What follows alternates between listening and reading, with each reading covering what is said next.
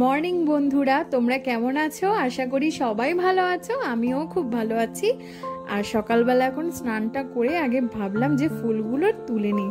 কেন বলো তো? আজকে বাইরে যখন বেরিয়েছি না, দেখছি পুরো গাছ ভরে আজকে ফুল হয়েছে। মা বলল তুমি আর বেশি বেলা করো না, স্নান যখন তোমার হয়ে গেছে ফুলগুলো সব তুলে নাও।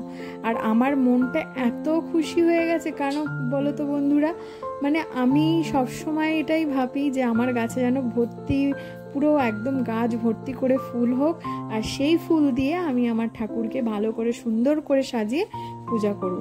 তো দেখো এখানে জবা ফুলগুলো কত ফুল হয়েছে আর এত ভালো লাগছে, আমি কি আর কিছু মানে তুলতে ইচ্ছা করছে না, আর কিছু বলার নেই। দেখো কত মানে ফুলগুলো হয়েছে, আর কিছু করার নেই, তুলতে তো হবেই।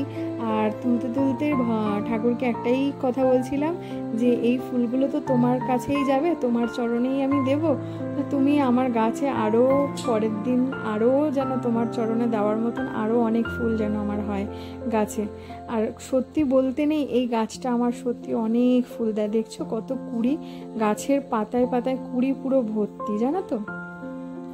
আর এখন তো বাজে সকাল 6টা, আর অনেক সকালে উঠে গেছে আজকে। উঠে স্নান করে কাজটা হয়ে গেছে, স্নান করে মা বললো ফুলটা তুলে নাও। এবারে আমার মায়ের তো স্নান হয়নি, মা ওই জন্য আমার সকালটা আরো সুন্দর কেন হবে না। এখানে দেখছি দুটো কোকিল বসে এত সুন্দর ওরা ডাকছে, মানে মনটা আরো সকালটা জুড়িয়ে গেল। দেখো এরা যে এখানে বসে আছে, আমি ওদেরকে না নিয়ে পারলাম না। তো এত সুন্দর ওরা ডাকছে, মানে খুবই ভালো লাগছে। এত শান্ত পরিবেশে ওদের ডাকটা এত মিষ্টি। তো চলো বন্ধুরা, আমার এখানে অনেক ফুলগুলো সব তোলা হয়ে গেছে, এবারে কাজের দিকে এগোনো যাক। এখানে আমি এখন চলে এসেছি রান্নাঘরে, কারণ রান্নাঘরে এখন দুধটা গরম করব আগে। কারণ সকালবেলা করে তো দুধ নিয়ে আসা হয় দোকান থেকে, সেই দুধটা মা এনে দিয়েছে। দুধটা গরম বসাবো, আর এদিকে সব গ্লাস বা বাসন টাসন সকালে যা ধুয়েছি সমস্ত কিছু। আর আমি না গ্লাস যদি রাতে আমরা ইউজ নাও করি, প্রত্যেক দিন আমরা বাসন বা গ্লাস বাটি সব ধুয়ে একেবারে আবার পরিষ্কার করে ধুয়ে নিই। কেন বলো তো বন্ধুরা? বলা যায় না, কারণ অনেক পোকা মাকড় অনেক কিছু থাকতে পারে, বাইতে পারে টিকটিকি বা আরশোলা। ওই জন্য আমি সকালবেলা করে, যেহেতু সব খাওয়া হবে বাসন কাসনে, ওই জন্য আমরা মানে ধুয়ে নিই। আর এখানে দেখো চাল বের করে নিয়েছি, সকালে সকালে চালটা বের করে নিয়েছি। এখন চালটা ধুয়ে ভাতটা ভাবছি বসিয়ে দেব। আজকেও সকাল সকালে রান্না বসিয়ে দেব। আর কালকে দেখেছিলে তো তোমরা, শাক নিয়ে এসেছিলাম 3 রকম শাক। সেই শাকগুলো না কালকে আর এত চাপ ছিল, একটু যেহেতু কালকে বেরোতে হয়েছিল খুব তাড়াতাড়ি, কালকেও কাজকর্মগুলো সারতে হয়েছিল, আর শাকগুলো না কাটা হয়নি, একেবারে এনেই সেরকমভাবেই ফ্রিজে একদম রেখে দিয়েছিলাম। ভাবছি এখন ভাতটা বসিয়ে, দুধটা আস্তে করে কম আঁচ করে বসিয়ে ভাবছি এখন শাকগুলো না কেটে নেব। আর রেগুলার এই বেসিনটাকে তো আমার সকালে আমি মাজি না, কারণ হচ্ছে সারা কিছু না কিছু কাজ তো হয়ে থাকে বেসিনের মধ্যে। তো সেই কাজগুলো হয়ে গেলে লাস্টে যখন পুরো কাজ হয়ে যায় তখনই লাস্টে আমি বেসিনটা ধুয়ে নিই। তো চালটা যেহেতু ধুয়ে ফেলেছি, ওই জন্য ভাবলাম বেসিনটা একেবারে ধুয়ে গিয়ে কাজে গিয়ে বসবো। আর এখন ভাতটা বসিয়ে দেব, দিয়ে তারপরে শাকটা কাটবো। যতটা পারি ততটাই চেষ্টা করি যে একটু পরিষ্কার করে কাজকর্মগুলো করার। এখানে সমস্ত কিছু সকালবেলা পরিষ্কার করার কারণটাই হচ্ছে যে সকালে রান্না করতে ঢুকেই যেন ঘরটা বা বাসন বা গ্যাস বা রান্নাঘরের পরিবেশটা যেন একটু সুন্দর গোছানো বা পরিষ্কার দেখলে নিজের মনটাও ভালো লাগে। আর তোমাদের বললাম যে শাকগুলো কাটবো, এখানে দেখো শাকগুলো নিয়ে আমি বসেও পড়েছি। কুলেখাড়া শাকটা আমি আগে বেছে রেখে দেবো, কারণ এটা না মেয়ের জন্য এনেছি। মাছের ঝোল টোল করতে গেলে বা ওকে এমনি প্রায় সময় কাঁচাও আমি রস খাইয়ে দিই বা সেদ্ধ করেও খাওয়াই, তো ওর জন্য এটা আনা। ওই জন্য ওগুলো আগে ছাড়িয়ে রেখে দেবো, তারপরে আমি শাকটা কাটবো। আর আজকে শাকের মধ্যে আছে নোটে শাক আর কলমি শাক। নোটে শাকটা আর কলমি শাকটা একসঙ্গে মিক্সড করে মানে একদম ভাজবো, এটাই ভেবেছি। কারণ একটু নানান ধরনের মিশিয়ে শাক না বন্ধুরা খুব ভালো লাগে। আর যখন বাপের বাড়িতে থাকতাম মানে বিয়ের আগে, তখন না যেহেতু আমি বলেছি আমি গ্রামের দিকে আমার বাপের বাড়ি, তো সেই দিকে না অনেক মানে বাড়ির মধ্যে অনেক রকম শাক এরকম পাওয়া যায়। তো আমরা সবাই মিলে বিকালবেলা মাঝে সাঝে না এরকম শাক তুলে রেখে দিতাম, পরিষ্কার করে বেছে রেখে দিতাম, পরের দিন মা রান্না করতো। সেই শাকের স্বাদটাই খুব আলাদা। আর আমার শাক সবজি ভেজিটেবল না প্রচণ্ড খুব ভালোবাসি, মানে এত ভালো লাগে। আমি বললাম না কালকে তোমাদেরকে যে আমি বাজারে দেখলে না আর লোভ সামলাতে পারি না, কিন্তু শাশুড়ি মা বলে এত আনো কেন, বেশি পড়ে থাকে, কিন্তু কিছু করার নেই। এটা আমার ছোটোবেলা থেকে একটা মানে এটার ভেতরে রয়েছে। শাক সবজি দেখলে নিজেকে আর কন্ট্রোল করতে পারি না, মানে ভাবি যে এগুলো নিয়ে যাই রান্না করে তো খাবো, ভালোই লাগে। আর শাকটা বিশেষ করে সবারই মানে ভালো লাগে। আর এখানে দেখো কলমি শাকগুলো প্রায় ভালো, মানে একদম পরিষ্কার আর পোকা নেই, যার জন্য আমাকে আর বেশি খাটতে হচ্ছে না। একদম ভালো করে, কিছু পাতা একটু কালো হয়ে গেছে, সব শাকগুলো কেটে নিয়েছে জানো তো। এসে দেখি চা খেয়েছি সবাই মিলে, যেহেতু চায়ের বাসন সব পড়ে গেছে, ভাবলাম যে চায়ের বাসনগুলো মেজে নিই, বেকার আর ফেলে রাখবো না। চায়ের বাসনটা মেজে তারপরে ভাবছি রান্নাটার দিকে এবার হাত লাগাবো। আর এদিকে শাক টাকগুলো ধুয়ে একটু জল ঝরাবো, জল ঝরিয়ে ভাবছি, মাকে বললাম যে মা রেখে দাও, কারণ কালকে করবো, আজকে আর করবো না। আর চলো তোমাদেরকে দেখিয়ে দিই আজকের দুপুরের লাঞ্চের জন্য কি কি মেনু করব, তোমাদের সবটাই তোমাদেরকে দেখিয়ে দিচ্ছি কি কি আমি কাটলাম।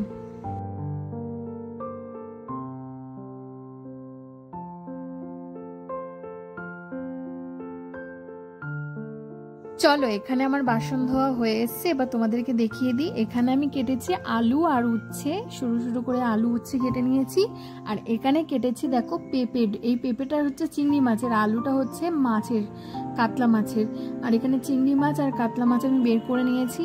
আর এখানে চচ্চড়িও কেটে নিয়েছি। আজকে বানাবো কাতলা মাছের ঝোল আর কুমড়ো পুঁই শাক আলু বেগুন দিয়ে এটা একটা চচ্চড়ি করব, একটু চিংড়ি মাছ ওর মধ্যে দেবো, আর উচ্ছে আলুটা ভাজা করব। আর কি বলো তো বন্ধুরা, আগের দিন যে মাছের একটা ঝোল করেছিলাম, যে ওই ঝোলটা না মায়ের খুব পছন্দ হয়েছে, ওই জন্য আমাকে বললো যে তুমি আজকে ওই রকমভাবেই ঝোল বানাও। তো যেহেতু বেগুন ছিল না, পটলও ছিল না, আমি আলু বেগুন পটল দিয়ে বানিয়েছিলাম। এবার মাকে বললাম তাহলে বেগুন আর পটলটা তাহলে এনে দাও। আর আমি চচ্চড়িতেও বেগুন দিতে পারছিলাম না, তারপর মা বেগুন এনে দিলে বলে তারপরে চচ্চড়িতে একটু হাফ দিলাম আর মাছের ঝোলে হাফ দিয়েছিলাম। আর মা খুব পছন্দ করেছে, আজকে চচ্চড়িটাও হয়েছে দারুণ। পেঁপে চিংড়িটা আলু দিয়ে এটা রাতের জন্য বানিয়ে রাখছি। আর মাছের ঝোল হচ্ছে আলু ভাজা, আর চচ্চড়ি হচ্ছে দুপুরের লাঞ্চ। আর ওপাশে চা বসিয়ে দিয়েছি।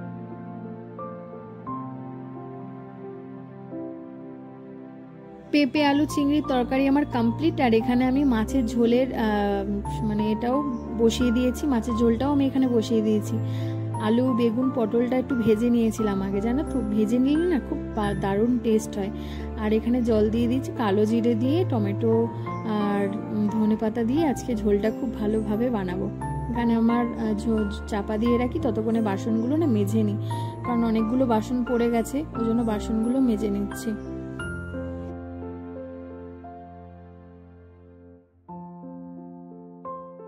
বান্না কমপ্লিট করে এখানে আমার কাজ নিয়ে বসে পড়েছি। এটা আমার সব থেকে বড় কাজ, এটা যে মেকআপ, এগুলো আমার কাজ, বড় কাজ। এগুলোকে মাঝে সাঝে একটু প্র্যাকটিস না করলে হয় না, জানো তো বন্ধুরা।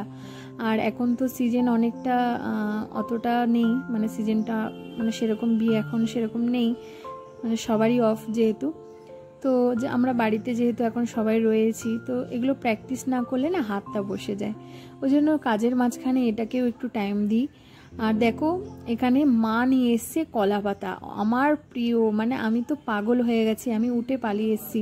বললাম মা তুমি কলা পাতা নিয়ে এসছো, আজকে তো দুপুরবেলা আমি কলা পাতা খেয়েই ছাড়ো। মা বললো আমি তোমার জন্যই এনেছি। আর এখানে তোমাদের দুপুরে লাঞ্চটা যা যা করেছি সবটাই তোমাদেরকে দেখিয়ে দিলাম, দেখে নাও। এখানে চচ্চড়ি ভাজা, তারপরে মাছের ঝোল, তারপরে এখানে পেঁপে আলু চিংড়ি যে তরকারিটা করেছে সবটাই তোমাদেরকে দেখিয়ে দিলাম। কথায় আছে না, কষ্ট করলে কেষ্ট মেলে, তা আমার সঙ্গে সেই কাজটাই আজকে হচ্ছে। দেখো এখানে চাটুটা পুরো জং পড়ে গেছিল, এটা লোহার চাটু, জানো তো বন্ধুরা। ননস্টিকের চাটু ব্যবহার করতে করতে এই চাটুটার মানে সম্মানই আমি দিতে পারছি না। আর মানে আগে না রেগুলার চাটুটাকে পরিষ্কার পুরো একদম চকচক, মানে একদম মানে কি বলবো, রূপোর মতন লাগতো দেখতে, এত পরিষ্কার করে সবসময় মেজে রাখতাম। আর অনেক দিন মানে এই চাটুটার ইউজ করাই হয় না, মা তো প্রায় সময় বের করে রাখে মাজবে বলে, টাইম পায় না, মাজতেও পারে না। দেখো অবস্থাটা কি হয়ে গেছে চাটুটার।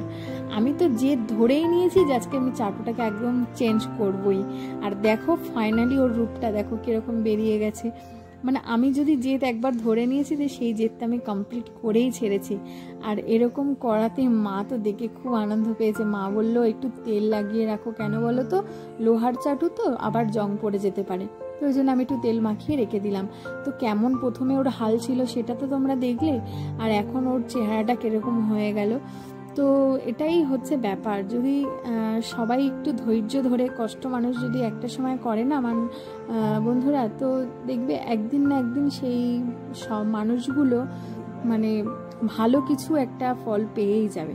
আর এখানে আমার চাটু পরিষ্কার হয়ে গেছে, দুপুরে মা লাঞ্চ রেডি করে সবার বেড়ে দিয়েছে, আর আমি তো বসে গেছি। আমার তো আজকে খুবই আনন্দ হচ্ছিল, আজকে এত সুন্দর একটা মানে কলা পাতায় খাওয়ার একটা আনন্দটাই আলাদা। আজ থেকে মেয়ের পড়া শুরু হয়ে গেল, আবার কিছুদিন ছুটি দিয়েছিল ম্যাম। তো দেখো ও যখনই পড়তে যাবে না, ওর এটা প্রত্যেক দিন ওর এটা নিজের মন থেকে ইচ্ছা, ও যে মা যে বিপত্তারিণী মন্দির, সেই মাকে প্রণাম করবে। তারপরে যে দুধারে গেটে যে সিংহরা দাঁড়িয়ে আছে, ওদের দুজনকে আদর করে মেয়ে পড়তে যায়। ওর এটা মানে খুব পছন্দ করে। আর ছুটির পরে আমাকে বায়না করছে, মা আমি আজকে ফুচকা খাবই। আর আমি বললাম না খাস না, তো জেদ করে দাঁড়িয়ে গেছে। আর কিছু করার নেই, বাচ্চা মানুষ খেতে চাইছে, অনেকদিন পর পড়ার সুযোগ পেয়েছে, পড়ার থেকে ফেরার সময় এখন ফুচকা খাচ্ছে। কদিন তো বাড়ির ভেতরেই ছিল, তাই ভাবলাম খাইয়ে দিই। তো দেখো, আর আজকের ভিডিওটা তোমাদের কেমন লাগলো বন্ধুরা অবশ্যই কিন্তু জানাবে।